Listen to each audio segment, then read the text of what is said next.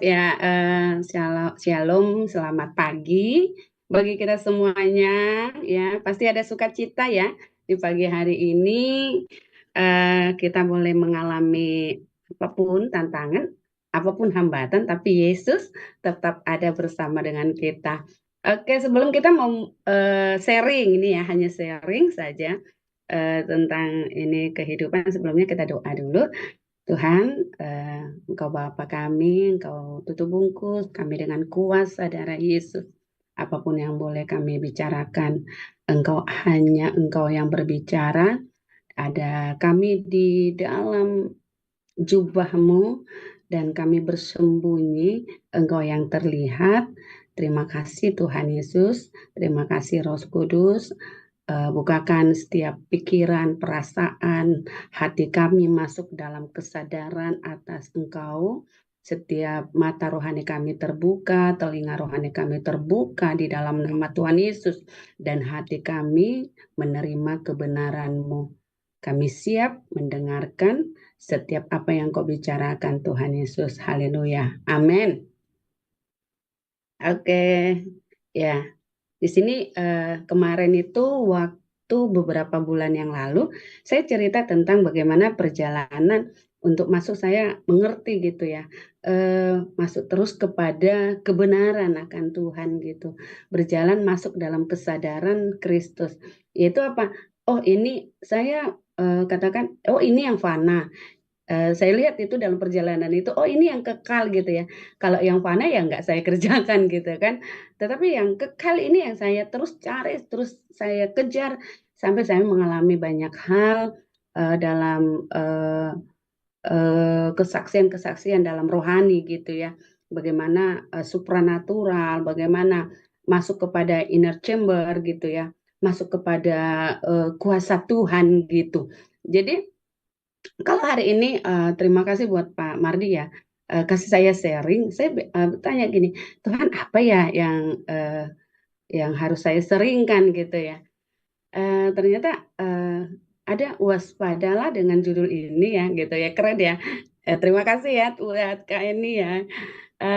Waspadalah terhadap kegelapan rohani gitu ya. Kelihatannya gini, pasti kan udah ada masa ada di dalam rohani, tapi sepertinya tetap gelap gitu ya. Kita akan lihat dulu secara pengertian ya. Kalau kita lihat terang gitu kan, kita sering kayak dan Firman Tuhan selalu berkata, oh jadilah kamu jadi terang gitu kan. Kamu jadi terang, kamu jadi garam gitu. Atau kita ini semua jadi apa gitu ya, sesuai dengan kebenaran Firman Tuhan. Eh, tapi di sini kita ini orang-orang yang sudah ada di dalam masuk kepada batiniah, masuk kepada kerohanian gitu kan. Tidak ada lagi di sini adalah orang-orang yang kita semua sudah masuk dalam kerajaan Tuhan gitulah. Kalau kita udah masuk ke dalam kerajaan Tuhan, itu kan dalam perjalanan ini, di dalam perjalanan masuk ke dalam kerajaan Tuhan ini, dan kita ada di dalam kerajaan Tuhan dan mengerjakan kerajaan Tuhan gitu ya, membangun tubuh Kristus, membangun kerajaan Tuhan gitu.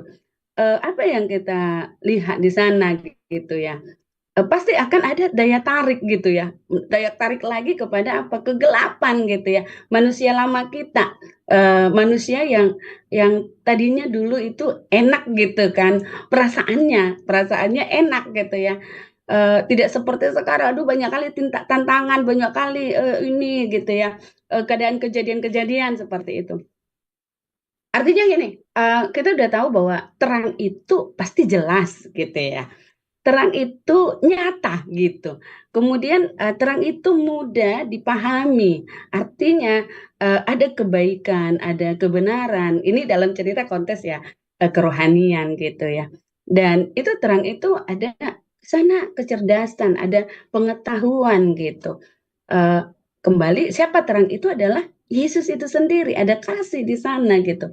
Tetapi kita sebenarnya sudah ada di situ dan kita ada berdiam di situ gitu. Secara harafiahnya juga istilahnya secara dunianya bahwa terang, kalau kita ada di dalam terang itu ada kehidupan ya kan. Kita bisa rasakan ada semangat gitu. ada sukacita. Tapi kalau kita ada di dalam gelap gitu ya, masuk kita dalam satu kamar nggak ada cahaya, pasti apa yang terjadi? Ada rasa kita penat, mual, merasa kita nggak nyaman gitu ya. Seperti bingung, ada apa namanya itu, rasa nggak, pokoknya tidak membuat kita ada pergerakan di sana seperti itu. Karena tidak ada kepastian, mau jalan kemana nggak tahu arahnya, mau kemana nggak tahu, semua gelap gitu ya kan. Tidak ada kehidupan pastinya. Dari situ segi itu, baik dalam kerohanian pun akan seperti itu gitu. Di dalam kerohanian kita, di mana kita melihat, katakan gini, bahwa di dalam eh, terang itu, ya kan, antara terang dan kegelapan gak akan bisa bersatu gitu ya. Kemudian itu nggak akan bisa kita rasakan ada kehidupan yang setengah-setengah deh gitu ya. Sekarang rohani dulu gitu ya. Besok ke gelap dulu gitu, nggak ada. Karena firman Tuhan bilang itu Yohanes 1 ayat 5 sampai 10 itu gini. Inilah kalau kita baca ya bersama-sama ya. Saya merenungkan firman ini, bagaimana apa yang saya dapat di dalam kebenaran firman ini gitu ya. Inilah berita yang telah kami dengar dari Dia, dan kami sampaikan kepada kamu. Allah adalah terang, dan di dalam Dia sama sekali tidak ada kegelapan. Jika kita katakan bahwa kita beroleh persekutuan dengan Dia, namun kita hidup dalam kegelapan, kita berdusta dan kita tidak melakukan kebenaran.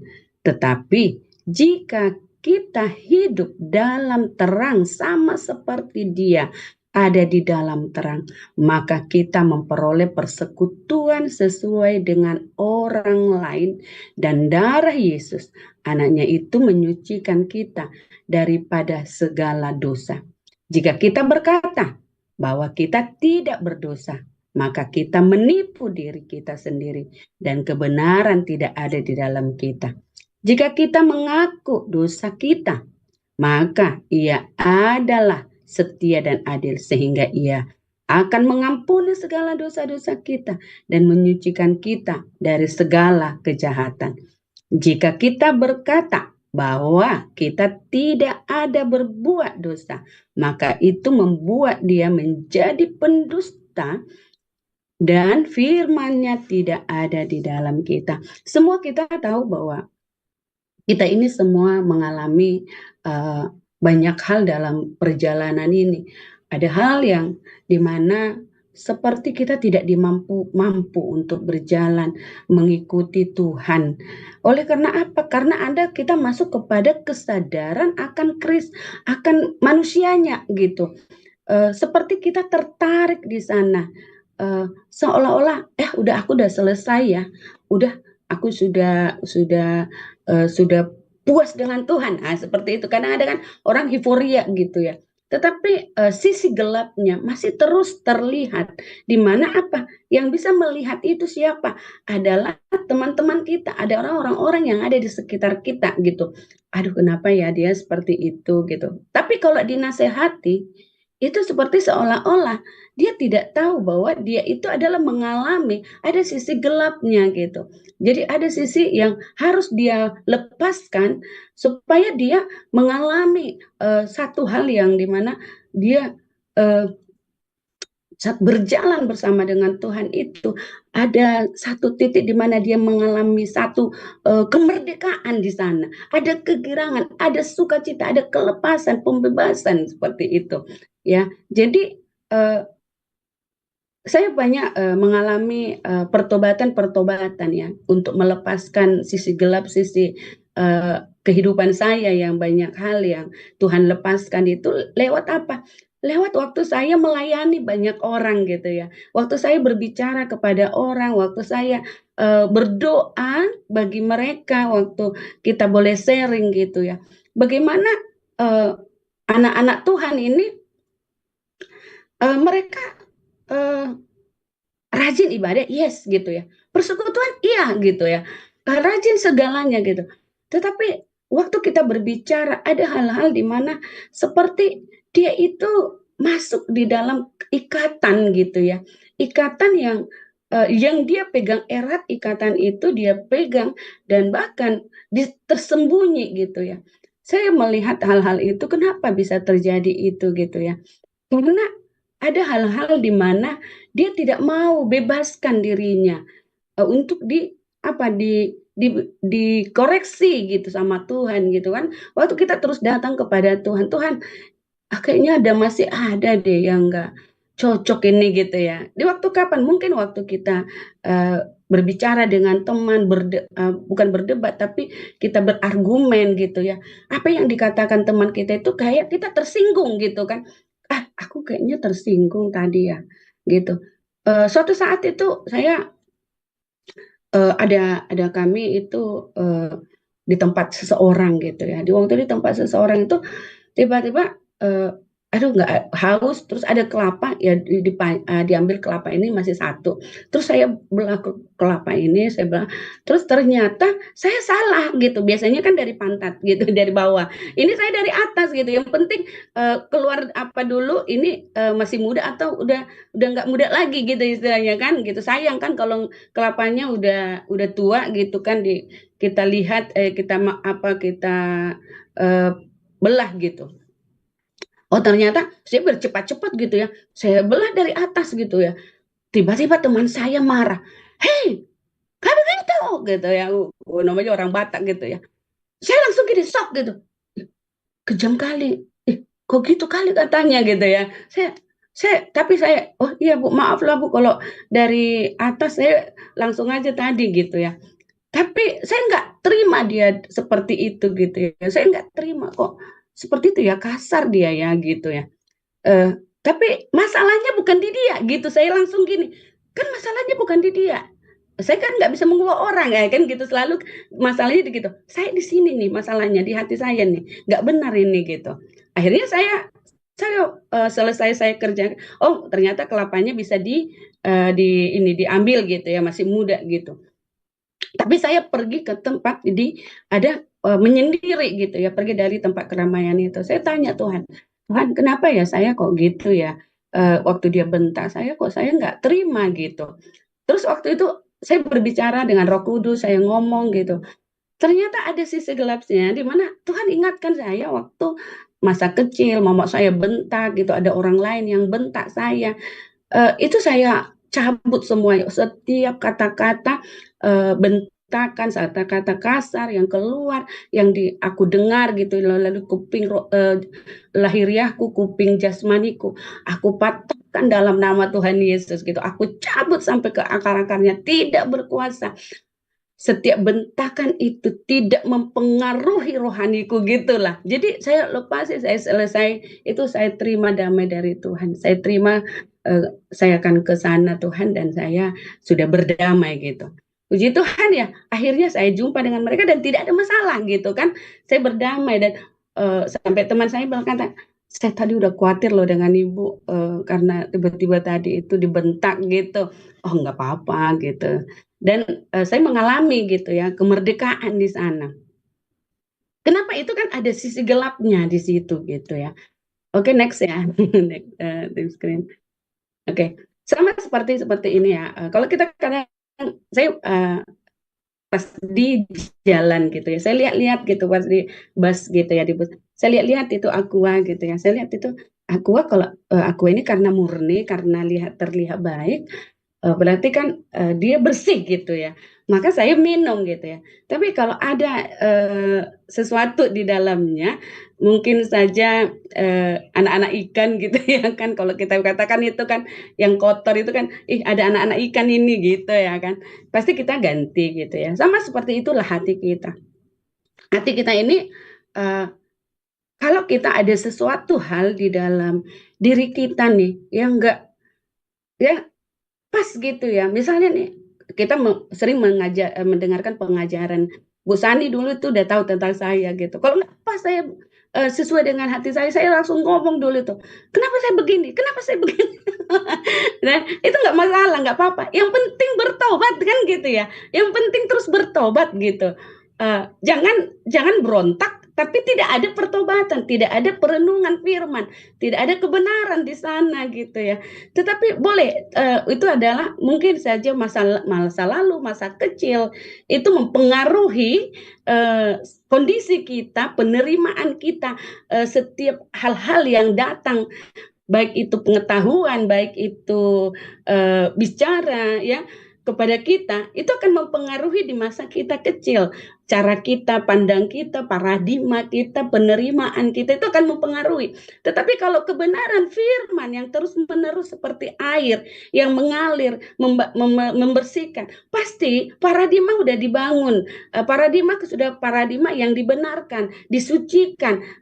Jadi waktu kita tahu bahwa kok saya ya nggak nyaman, kok saya rasakan nggak nyaman tadi, omongannya nggak nyaman. Itu benar-benar itu kita mau membuang gitu ya. Jadi seperti itu. Next ya, Bu Eni. Kemudian seperti ini, ada air gelas ini bersih gini ya. Kalau bersih pasti kita minum gitu. Tapi coba kalau kita tetesin air itu dengan kopi, satu tetes saja mungkin kok kopi pahit gitu ya. Pasti apa? Gelas itu akan berubah gitu kan. Air itu akan berubah menjadi apa? Menjadi seperti buram gitu ya, atau tidak bersih gitu ya. Pasti ada sisi-sisinya gitu ya. Kopi lah di dalamnya ini gitu. Seperti itu juga hati kita. Hati kita mau seperti hati yang dibersihkan gitu sama Tuhan. Saya selalu bilang gini, Tuhan, saya lagu gini ya. Engkau penjunan ku tanah liat, bentuk jadikan ini doaku, ubah hatiku gitu. Jadi ubah hati itu adalah memang proses ya, proses yang luar biasa, yang kadang-kala kita marah, ada kadang-kala kita waktu diubah di situ. Tapi saya lihat gambaran di mana waktu saya diubah oleh Tuhan, mau hati saya diubah, seperti saya melihat saya itu sedang namanya patung gitu ya. Kalau ada saya lihat orang-orang pernah ke daerah kami Toba sana, ada membuat patung di sana. Saya lihatin patung itu. Terus pada waktu dia lihat buatin dadanya gitu ya. Saya ingat kalau saya itu, oh iya saya lagi diubah sama Tuhan. Hati itu pasti kan sakit, namanya dikoreksi gitu. Tapi Tuhan itu mau kasih kita hati yang murni gitu.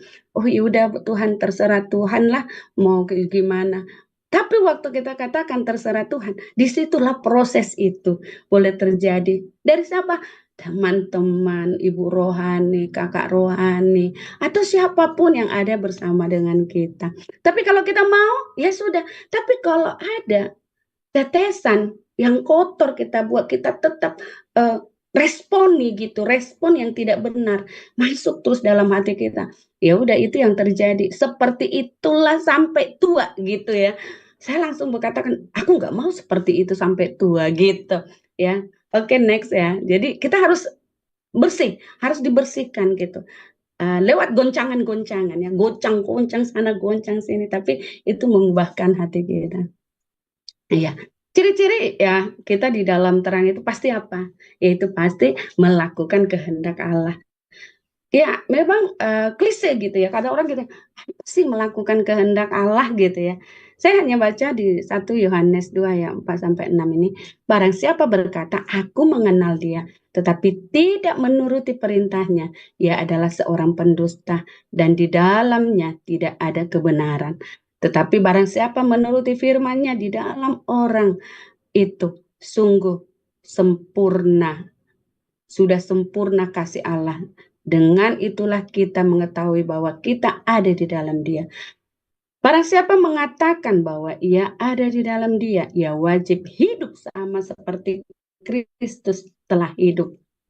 Kalau kita berbicara tentang kehendak Allah ya, kita pasti akan masuk kepada apa? Waktu kita, Tuhan pernah nggak di hatiku bertanya gini, apa sih rencana Tuhan dalam hidupku ini gitu ya? Apa sih maksud Tuhan aku dilahirkan gitu? Waktu aku di saat itu di pertanyaan itu gitu ya, gambaran itu, saya lama menerima jawaban gitu ya. Lama menerima jawaban sebenarnya apa? Tapi lewat-lewat teman gitu ya, lewat-lewat teman-teman persekutuan gitu, teman-teman komunitas gitu. Oh, ibu ini seperti ini, ibu ini seperti ini gitu ya. Oh, saya renungkan, saya ingat kembali dulu waktu saya masih remaja ya, dulu masih gereja Injili, dari firman yang Tuhan katakan itu naik CD ya dulu ya. Gini, Mazmur 105 ayat 109 itu ya. Firman 119. Firmanmu itu pelita bagi kakiku dan terang bagi jalanku gitu ya. Jadi kita itu ternyata hanya kebenaran itu di firman kan gitu. Kita berpatok kepada firman gitu, firman Tuhan gitu. Itulah terang kita gitu ya. Itu untuk menuntun jalan-jalan kita. Sekalipun waktu itu masih muda gitu, saya nggak tahu jalan-jalan itu seperti apa. Udah olah-alik lah ya gitu ya. Udah berliku-liku jalan itu sampai saat ini uh, di 2021 saya menemukan buat apa saya hidup gitu ya. Hanya apa? Hanya melakukan kehendak Tuhan. Yaitu apa? Misi Tuhan. Oh, amanat agung kayak gitu. Saya dulu suka sekali amanat agung itu. Saya suka firman itu gitu ya. Oh, ternyata Tuhan bawa terus kepada amanat agung sampai saat ini gitu. Bagaimana kita terus masuk kepada perintah Tuhan itu ya. Oh, banyak ya perintah-perintah Tuhan. Jangan berdusta, jangan ini banyak hal lah gitu ya. Namanya hukum Taurat juga gitu ya. Tapi teruslah kita setia gitu, taat aja gitu ya. Walaupun ada bohong gitu ya, ada gitu ya. Tapi mulai belajar tidak bohong gitu ya.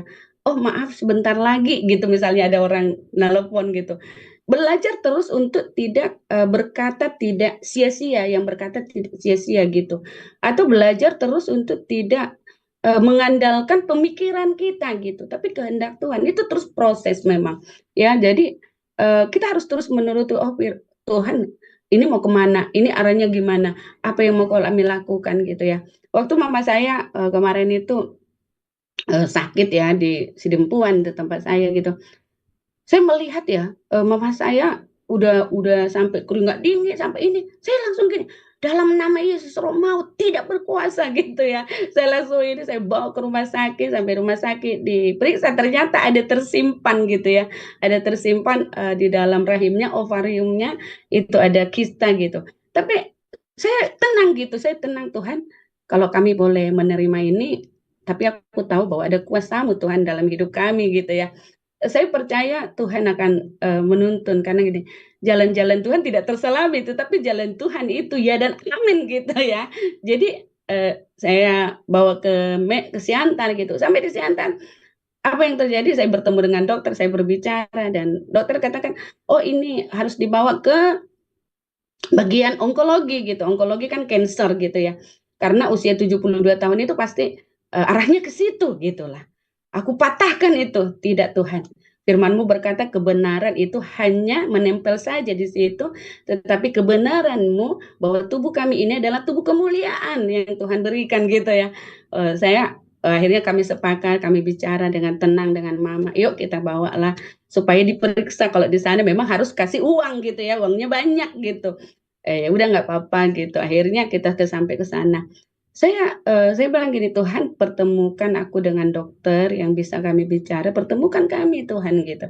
Sampai akhirnya puji Tuhan lewat lewat pertemuan dengan dokter kami berbicara gitu dan dokter berkata, oh nggak apa-apa, ini tidak ada cancer, ini hanya kista biasa, tinggal diangkat aja rahimnya dan dilakukan. Oh biayanya tinggi di kana, kemudian udah saya bilang, oh, maaf dokter, minta maaf, saya bawa ke Medan untuk pengangkatannya. Oh nggak apa-apa katanya. Jadi puji Tuhan dan akhirnya kami besoknya bilang sama kalau nggak selama ini mama kami periksa jantung gitu kan. Kata dokter penyempitan, pembengkakan jantung, bla makan obat gitu ya. Ternyata perjalanan itu saya bilang gini, memang ini ya sejak mama saya sakit itu inner healing terus ya, inner healing bersama Koram Deo apa BR 616 gitu ya. Inner healing lah pokoknya gitu kan, pembebasan gitu dan sampai di sana dokter bilang gini, ibu tidak ada sakit jantung, ibu jantungnya sehat, bahkan usia 70 sekian jantungnya oke gitu. Haleluya gitu ya. Jadi semua itu karena ini kembali kepada apa ya ciri-ciri orang terang itu gitu kan. Yaitu akan mengasihi Tuhan dan mengasihi manusia. Kalau kita mengasihi Tuhan pastilah kita akan mengasihi manusia. Tidak ada yang namanya apa ya? Kalau kata Pak Mardi sama saya selalu ingat, Bu Irma jangan sungkan ya. Kata-kata itu membuat saya jangan sungkan karena itu yang membuat kita berhubungan dengan orang sehingga kita sulit gitu ya, sungkan itu gitu ya. Apa kata dia nanti begitu begono gitu ya. Tapi ini oh jangan sungkan gitu. Akhirnya saya kalau ketemu sama orang pasti apa yang kita lakukan gitu ya. Kalau kita mengasihi Tuhan pasti apa? Berhubungan. Ku terhubung denganmu gitu ya. Pasti kita terhubung dengan Tuhan. Terus apa? Bagaimana kita pujian penyembahan? Bagaimana kita ada di dalam kepenuhan roh gitu ya, dalam arti gini. Saya bukan berarti gini bilang gini, nggak penting bahasa roh gitu atau apa gitu. Yang penting dekat dengan Tuhan nggak. Hubungan itu pasti apa? Ada karunia roh gitu ya. Karunia bahasa roh itu kan karunia gitu ya. Dengan roh lah kita, karena kita tahu bahwa Tuhan itu adalah roh gitu. Maka kita berbicara kepada dia dengan roh kita gitu ya. Sampai kita masuk kepada inner chamber, masuk kepada hadirat Tuhan. Tuhan bawa kita menikmati segala. Wah itu kalau udah sampai di situ ya, itu keren banget gitu ya, enak banget gitu. Lewat itu apalagi mengasihi, pasti apa? Kasih yang kita berikan buat manusia. Mau seperti apapun kondisinya, hanya kasih gitu ya. Nggak ada yang lain gitu ya.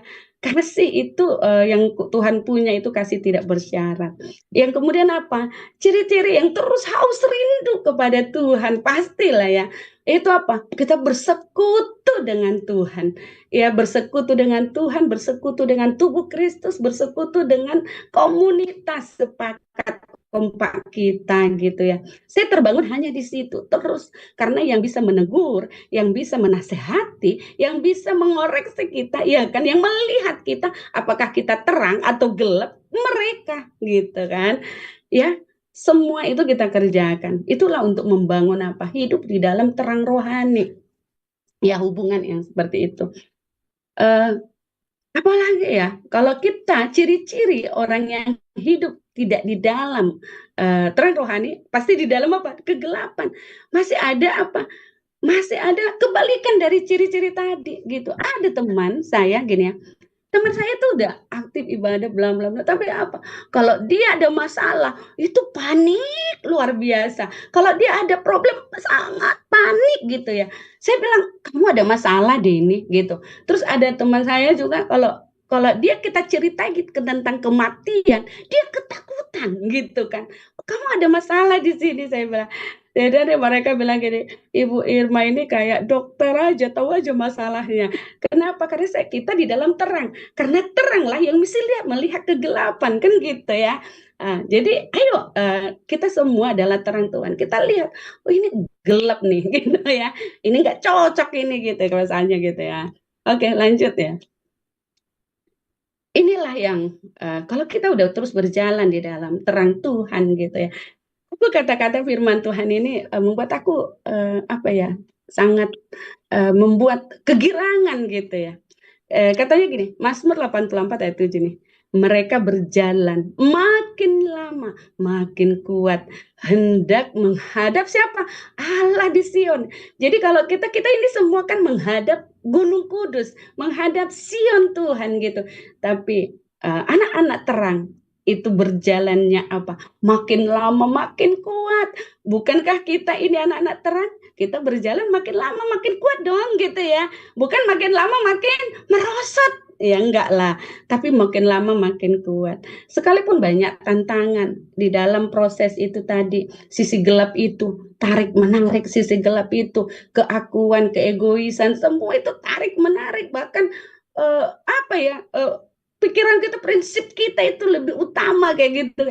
Tapi ayo terus aja, hari ini nggak benar Tuhan, ini nggak cocok ini sama aku, ini yang cocok ini sama aku hanya Kau Tuhan. Ayo koreksi Tuhan, selidiki hatiku ini. Kadang kita sampai menangis, ini nggak benar, tadi aku diperlakukan kayak gini Tuhan, kenapa ya kok aku selalu diperlakukan kayak gini Tuhan, kenapa ya kok sakit penyakit ini ada padaku ya Tuhan, aku masukmu apa gitu ya. Pasti akan melihat apa, karena firman Tuhan bilang gini, itu ada rencanaku bagimu gitu kan. Ambil aja itu rencana itu gitu. Sehingga apa kita bisa bebas, kita merdeka. Bahkan kalau kayak kata mama kami, kayak kau nggak ada masalah aja kau. Masalahnya banyak sebenarnya. Tetapi di sini diajarkan bagaimana kita melihat, memandang cara yang benar. Oke, Ibu, Bapak, Ibu, saudaraku yang terkasih, teruslah kita berjalan dalam Tuhan, supaya apa? Perjalanan kita makin lama makin lama makin kuat, sampai kemana? Ke Sionnya Tuhan. Itu saja seringnya, beberapa, ini terakhir ya, beberapa hari yang lalu, bagaimana, saya udah lama, eh, sejak kami di Sidempuan itu, udah lama saya nggak melayani banyak jiwa-jiwa. Saya gini, Tuhan, kayaknya nggak cocok ini Tuhan. Ini bukan saya ini. Saya sih harusnya itu Tuhan, ngomong firman sama orang. Tapi saya kan tertekan terus di sana. Di apa? Bukan ditekan ya. Tapi kayak saya tidak dikasih untuk berbicara gitu ya. Ada kalanya seperti itu. Tapi untuk apa? Kerendahan hati kan. Tapi saya bilang saya mau jiwa lah Tuhan gitu.